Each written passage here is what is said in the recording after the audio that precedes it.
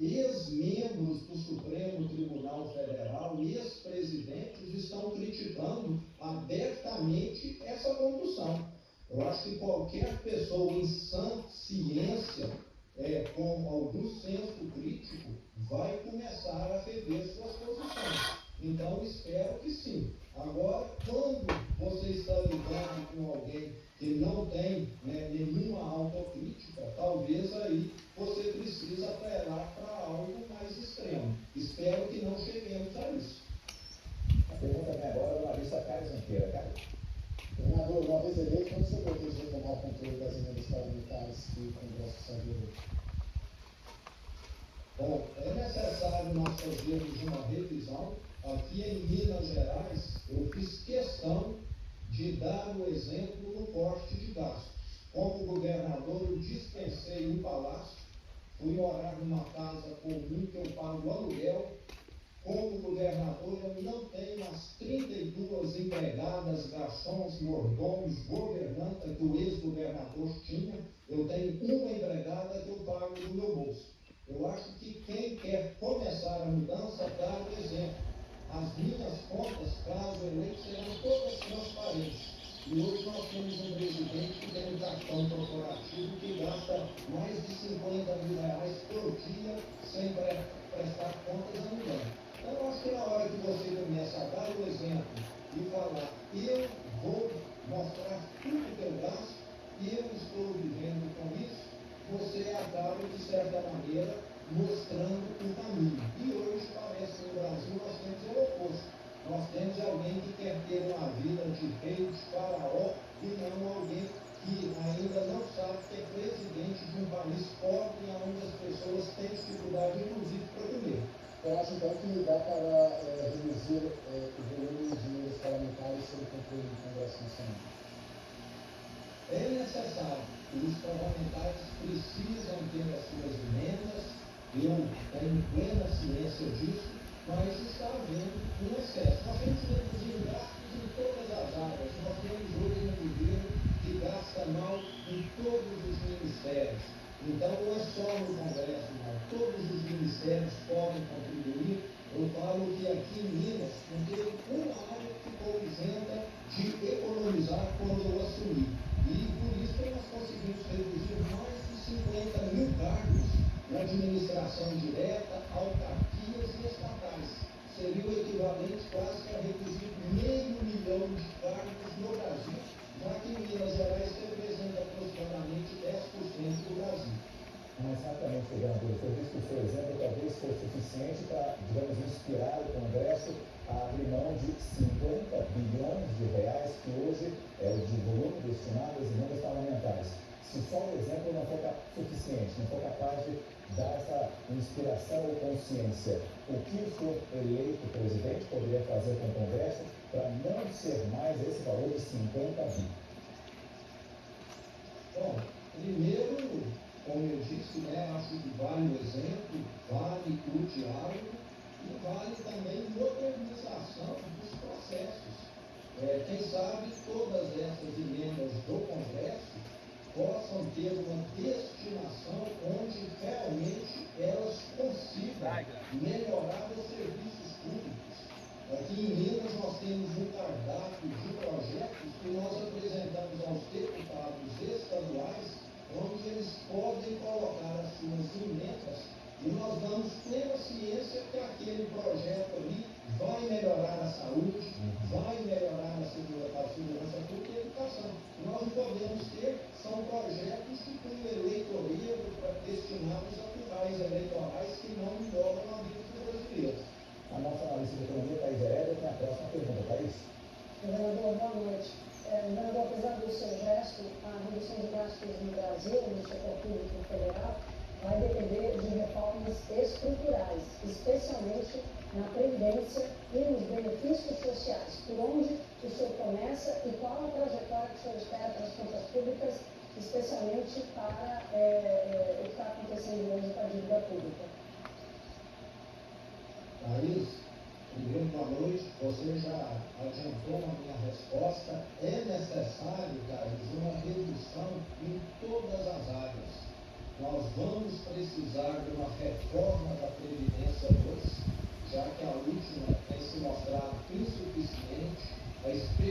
expectativa do brasileiro voltou a aumentar e nós necessitamos disso.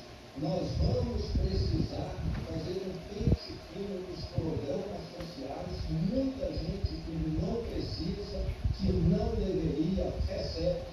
Fazer um pente fino nas aposentadorias.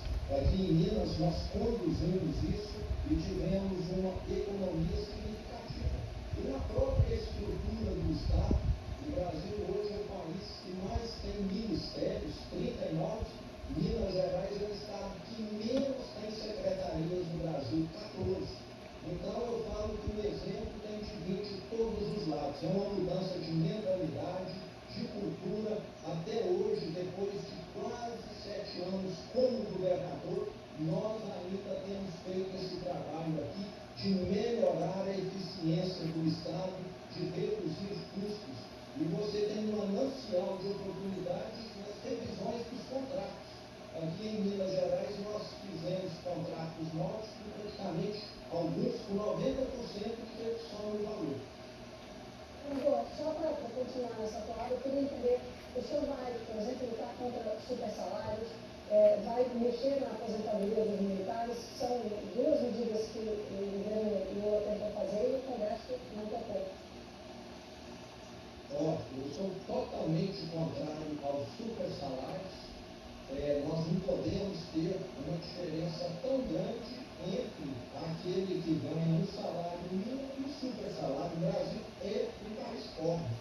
Se alguém quer ter um super salário, eu sou da opinião que vai empreender, monte um negócio, fique bilionário, parabéns. Agora, nós não podemos ter carreiras no setor público para criar milionários. E parece que algumas pessoas aqui no Brasil estão enxergando o setor público com a finalidade de enriquecimento. Totalmente errado.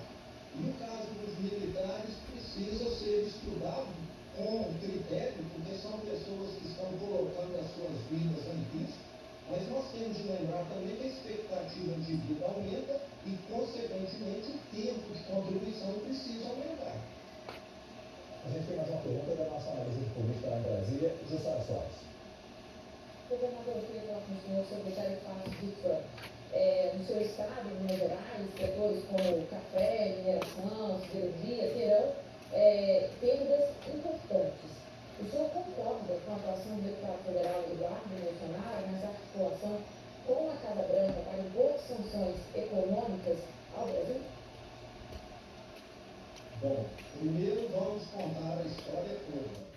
Na minha opinião, o problema começou com o presidente Lula criticando, se aproximando de ditadores contra Estados Unidos, e me parece que o presidente Trump viu aí uma oportunidade de retaliar o Brasil. Não concordo com essa atitude do presidente Trump. Ele deveria ter retaliado o governo brasileiro, não os brasileiros que trabalham, que exportam produtos para os Estados Unidos. E o filho do presidente, de certa maneira, criou um embaraço, e nós estamos vendo o setor produtivo do Brasil sendo muito afetado por toda essa medida. Aqui em Minas, como você disse, nós temos atividades muito importantes que dão empregos a milhares de pessoas que dependem dessa exportação. Estamos aqui já fazendo um trabalho, terei uma reunião com todos esses empresários, com esses líderes de atividades que foram afetadas na próxima semana, para nós estarmos apresentando já algumas propostas do governo de Minas no sentido de crédito suplementar, de mais prazo para recolhimento de impostos, de procurarmos mercados alternativos, caso realmente essa retaliação venha a prosperar. Espero que haja uma negociação nos próximos dias e a situação seja revertida. Então, o senhor não concorda com a atuação do Eduardo Bolsonaro? Ele cria um embaraço, é isso que você disse? Eu disse que ele pode ter até tentado ajudar